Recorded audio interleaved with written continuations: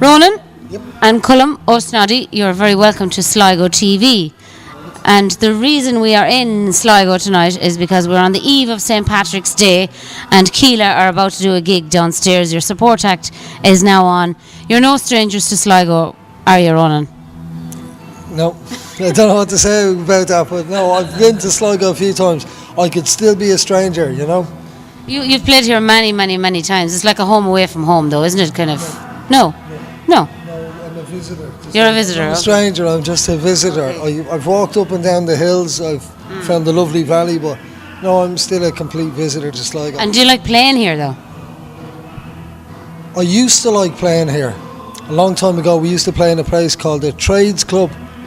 And I used to look forward to that a lot. We played in lots of different venues, but I think that was my favourite time when we started playing there. So Yeah, in terms of venues, you know, if you're looking for the small, intimate kind of venue, the Trades Club was the last of a dying breed around here, wasn't it? it was gorgeous. It was just a sweaty club. It was the real thing, yeah. I used to drink in it when Tommy Dykes and a load of old men used to sit by the bar and play drafts and cards, and you'd get past them to get to the real place, yeah. And in terms of playing in Ireland then, how many gigs a year would you do?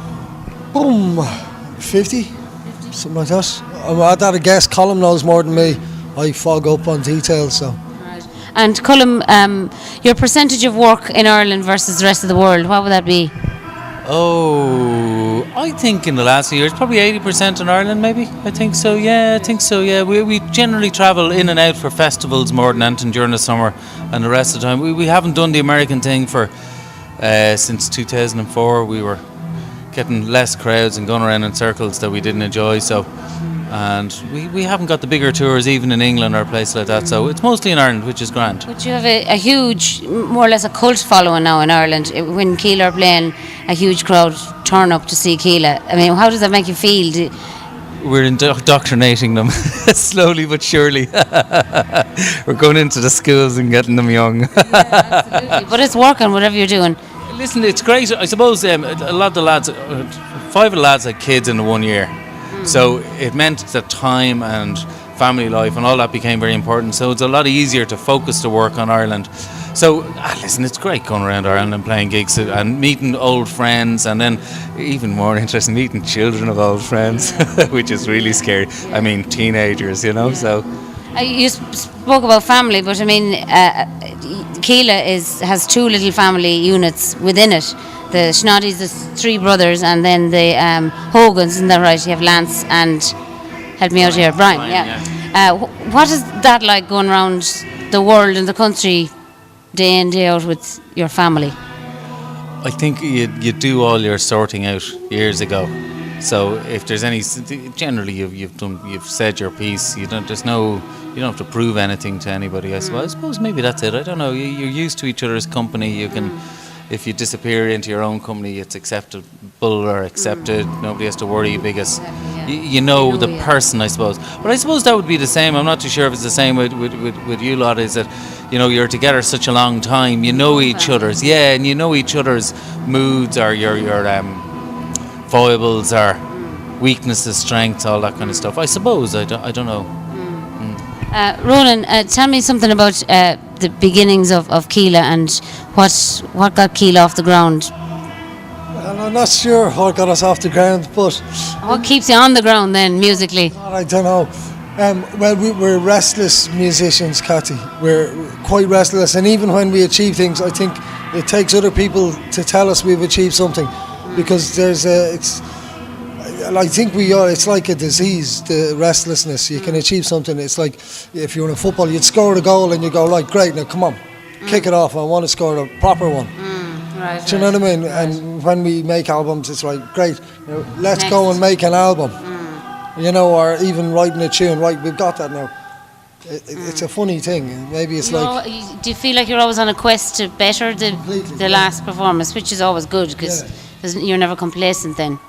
No, we're far from complacent. We give out yards to each other and demand a lot. Yeah, or even better than the best. Like, and if there is rows, and even in family, it's because of if someone isn't being as super as you think they can be, you can feel like they're insulting you somehow or themselves, you know. So maybe there's some restlessness that keeps us going, and maybe that came. Like we started off in school, you know, the nucleus of us started off in school. So gone through a million things since, you know, but something keeps that, some strive towards. I mean, you just want to. I suppose we were exposed to some serious music as kids, you know, music that really blew us away and knocked us out of the world. And you want to, you think, well, I'm old enough to be making that music that knocks people out and blows them away. So we demand that off each other. And you strive, but you never really feel that you've achieved it. Oh, every now and again you do. Everything, it's like surfing. You're on top of a big phantom wave flying, you know. Yeah. But you have to come down off that thing, and that makes you really restless, you know. I might find it might take a long time to find that perfect wave again. Yeah, that's where the restlessness comes in. And is there anything in particular musically that, you know, any particular direction that you'd like to? I know you've done collaborations with the Japanese music. Is there anything else that you'd just think to yourself, I'd love to do some collaboration of with that person or with that music?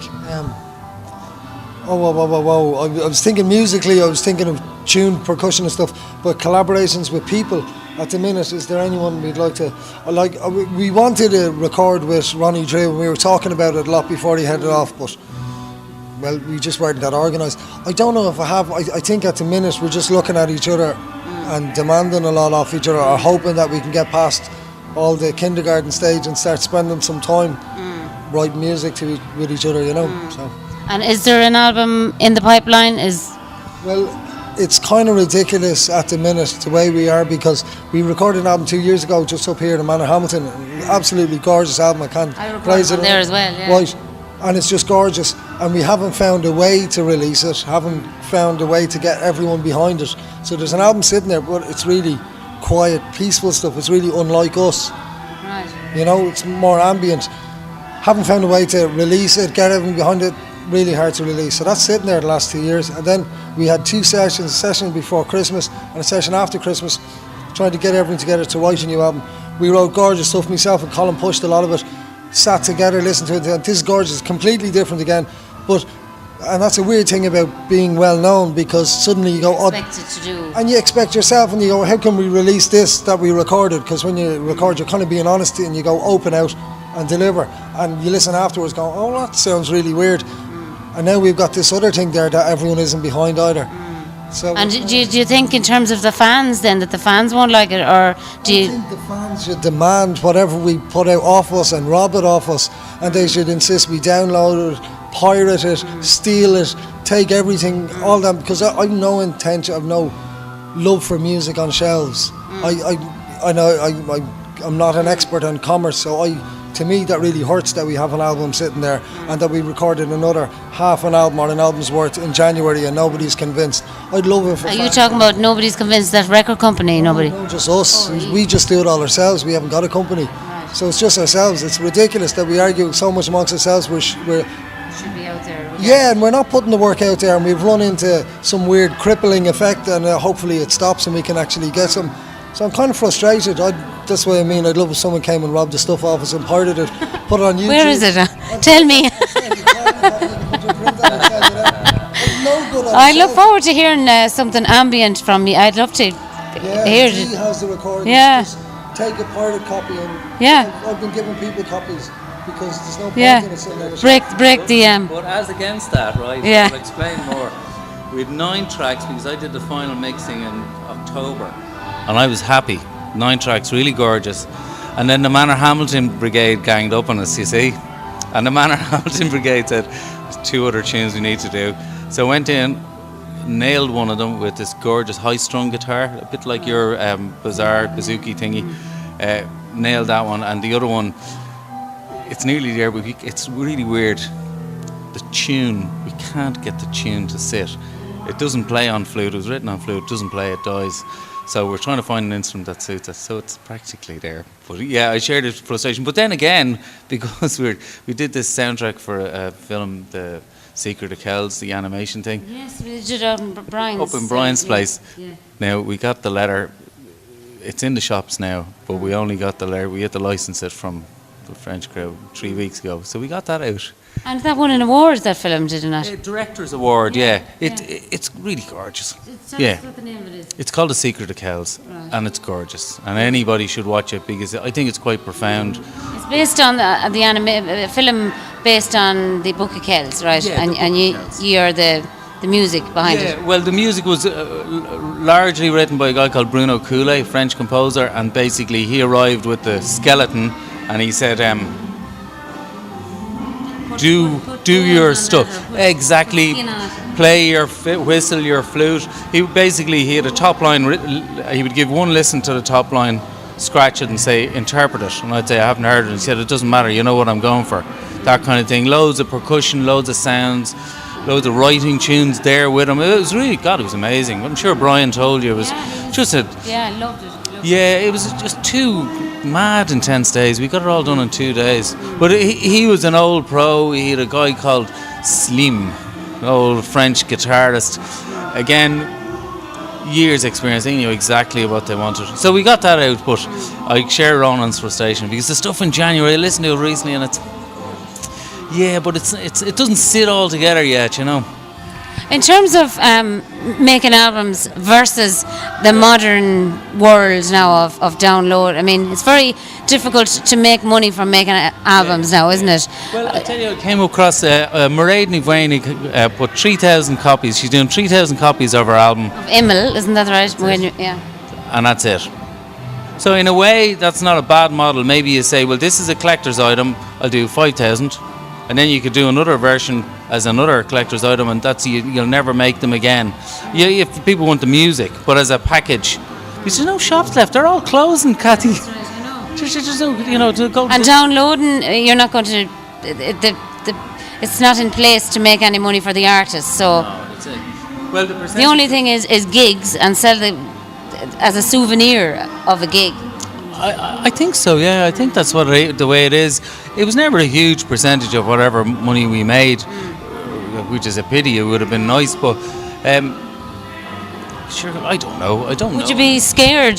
I mean, I know you don't think of commerce, but I mean, it's a basic thing for a musician to make records and sell those records and do gigs to promote those records. But if those records don't sell, would you be scared for the future of music, or do you think about it that much? I think about it an awful lot, like a huge amount. You wouldn't believe I read every article that's written about downloading or the future of music. No, I'm not scared. I'm in a funny way. I'm all for pirating, you know. I take a funny slant on it all, and I'm not scared of playing music. You know, I'm not scared. You know, I don't depend on records. I've never had enough record sales to depend on it for anything. You know, so no, not at all. And do you think there's something else will replace it, and we're just kind of in the interim? Right. I read a great article the other day, and this is an amazing concept. Right? So this is brand new, and here's what the latest thing is. It's like a radio station, except for you choose the running order. So it's like a radio that is a giant iPod. Basically. On shuffle. So you're paying for it. So what you need as a musician, what you need to do is get your sounds into that radio station, because everyone's just got. I mean, it's so much easier, and I understand. Things should be convenient. Downloading isn't as convenient as it should be. A couple of little doors to open. But if you have a radio station, you just write a list of tunes. I want that to play that, or give them I want this kind of music. And basically it's just a big pool of music, and you write the running order. So you have that coming through your iPod, rigged up to your speakers, and that's your evening's entertainment clicked in. So that's the latest thing. So it's everybody's set list in there, and I'm not sure. This is the latest thing that I read from the papers. There's I read 3 articles. Remove the element of surprise. Sometimes that's what's great about radio. Well, you see, I imagine this is only just beginning now. So I imagine people could say, all right, I want Donald Deneen's set. Do you know what I mean? And so I just imagine it'll be like a big bank where you can write in, you can request it, you know. So anyway, so that's the latest thing. That's the latest feature, and I imagine payments and all of that gets sorted out through that. So it'll be just like a big bank of music, and somehow they'll curtail downloading if they can or want to. Speaking of radio, you will be on 30 different radio stations tomorrow all across America. From Irish Heartbeat with Dervish is getting broadcast tomorrow, a kind of best of, and Kila is in there doing their bit. So, yeah. That was what, a couple of months ago, was it? That was back in September or something like that. So, Great, and that's going well. so far so good. Okay, So I far, won't start interviewing. yeah. You interview me now, yeah. But tell me, this is St. Patrick's Eve. What is the rest of March, April, May, June bringing for Kila? What are you up to? We have a gig in Cork tomorrow. Then we're gigging Galway on Friday, France on Saturday, Kill following week, and Clonakilty.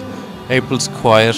One gig, charity gig. Festivals, a lot of Spanish things to be confirmed. So you do the kind of once-off kind of gigs, maybe every week kind of thing. You don't do blocks of time and blocks of time. We haven't been getting the blocks of time, to be perfectly honest with you. We don't have. This in May, we're doing a little tour in Spain for the first time in 5 years. Like, it'll be 4 days or 5 days together. We haven't got it. The last big tour we did 7 days in Belgium, and we nearly died of boredom. God bless us. Lovely people, but good God, you'd drive you scatty. It's worth doing. It wasn't bad money and all that, but it would drive you to drink, to be honest with you. Drugs, the whole lot, you know. Try, 25 dates in a row in theatres in America. I mean, great place as well, but sometimes it's like Groundhog Day. We did that, and we found that the performance art centres didn't suit us. And we were telling our agent at the time, cool, they're great, but you have to divide them. You have to do rock Throw in clubs. a curveball every now and again. A session or a radio station or something. You really have to, because otherwise you will go mad. Because it's actually, I don't think it's actually good for your soul or for your musician. You know, and they're great, and standing ovations and 700 people at the gig. You're playing the same places, and they're beautiful people, but we were coming back cold, and we decided there's no point in being out there. You should come back, and you're not being enriched. You should be enriched by the music, by the performance, by your sharing with the crowd. And listen, there were some amazing places, but you know, you've done a lot more work there than ourselves. Very frustrating. Been there, still doing that. Yes, very frustrating. Yeah, well, as you say, if you throw in the curveballs, if there's enough of them, or if you play with, we say, double up with other bands, or if there's something different, it keeps your spirit alive. But otherwise, it can get very stale. But can you survive then as a band? Just the band Kila, can they survive from a monetary point of view, just doing the? Well, yeah, I know what you're saying. It's not a question you do survive. The wages wouldn't be the greatest wages in the world, but we manage. It would be great to get into a position where there'd be better money. It'd be great to get bigger work. Like, we're all looking for that. I've had endless long conversations with Brian about distribution and stuff like that. And we're always half on a scam or a scheme, but it's I think maybe that's a musician's job as well, to dream about the other ways. You asked Ronan about the different downloads and all that kind of stuff, and maybe it's within the musician that the next way to distribute music, for want of a better term. Maybe that's the way it'll come. But at the end, I remember reading a beautiful story about a Russian guy who used to go around in an ass and cart, and he had his piano on top, and he would go to a town and he would play his plinkety-plonk piano all day. He'd get a load of money, and then he'd head off to the next town. And in a way, that's primitive busking kind of. Yeah, and in a way, that's what the musician does. In a way, you up in the van, you do your one-nighter. It's that's the musician's lot in a way, is to. And the lot of a kind of folk musician. I know you wouldn't describe yourself strictly as folk, but you have the roots of it there. It's coming from. So there's no overnight success. So the dreams are really kind of just that, aren't they? I suppose that's it, and maybe is to find yourself, if you're a musician, it's to find yourself playing music, engaging with a community or with a society, giving your music, if that's what you're giving to society or all that kind of stuff, is that's what you're bringing, and to be engaging in that way rather than working in a bar 6 nights a week and then doing your gig on a Sunday, and that must be very frustrating because you're only doing one day of it. I suppose the best thing we could hope for is to realise that the life we have is the best of a dream, and everything else is doesn't exist. And if we make the most of every minute we're in, what more could we hope for? Yeah, and you never know where success comes from or what. Well, you never know. You never know what to hit. Nina Simone's big hit, "My Baby's Just Careful." That was an afterthought on an album in 1958. And then, or 1958 and 1985, 30 years later, practically, it became a hit because Chanel Number 5 put it on an ad. You know, nobody would ever have known, and she became. I don't know if she wrote the song, but so you never know where it's. And it depends on what success is, I suppose. What do you define as success? What do you perceive? What are you looking for? And personally, I'm looking for music, expressing music. Yeah, well, you get the fulfillment from expressing yourself musically, and especially with these lads, is sharing your stuff with them and them answering and coming up with music. I suppose that's it. So, sorry. Well, it's been a pleasure talking to you. Good luck with St. Patrick's night or pre-St. Patrick's night. I'll be in the front row watching you play your bodhrán and trying to aspire to get as good as you someday. So good luck on St. Patrick's and in your whole endeavour throughout the year, and I'm sure we will see you soon. Take care from Sligo TV.